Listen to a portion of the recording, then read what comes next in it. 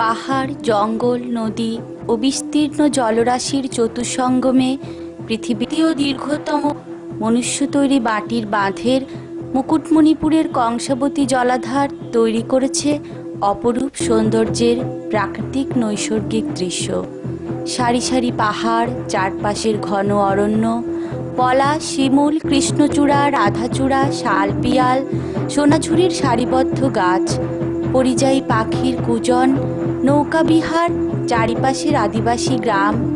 বাংলা তথা দেশ বিদেশের পর্যটকদের কাছে মুকুটমণিপুর যেন আপন খেয়ালে আমন্ত্রণ জানাচ্ছে তার অপরূপা সৌন্দর্যের স্বাদ নিতে।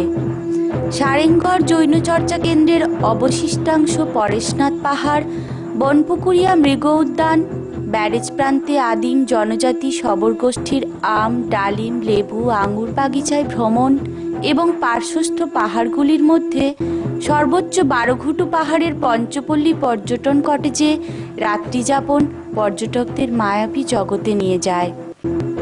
সারেঙ্গরের জৈন মূর্তির অবশিষ্টাংশ, অম্বিকানগরের বিপ্লবী রাজা রায়চরণ ধবলদেব, ছেঁদা পাথরের জঙ্গলে শহীদ ক্ষুদিরাম বোসের গোপন আস্তানা, ইতিহাসের গবেষকরাও পাবেন প্রাচীন ইতিহাসের সুলুক সন্ধান।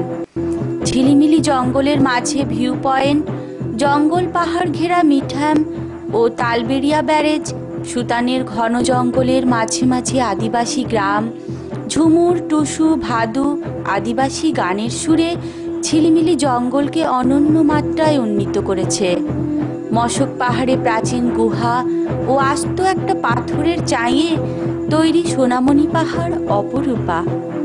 খাতড়া মহকুমায় মুকুটমণিপুর পরিমণ্ডলে প্রকৃতিপ্রেমিক পর্যটকরা ফিরে যেতে যেতে আপন খেয়ালে বলে, দিগন্তব্যাপী বিশাল বনপ্রান্তর ছাড়িয়ে ইহা রোদ পড়া মাটির তাজা সুগন্ধ, বনপুষ্পের সুগন্ধ, এই স্বাধীনতা, এই মুক্তি ছাড়িয়ে কলকাতার গোলমালের মধ্যে আর ফিরিতে পারিব না।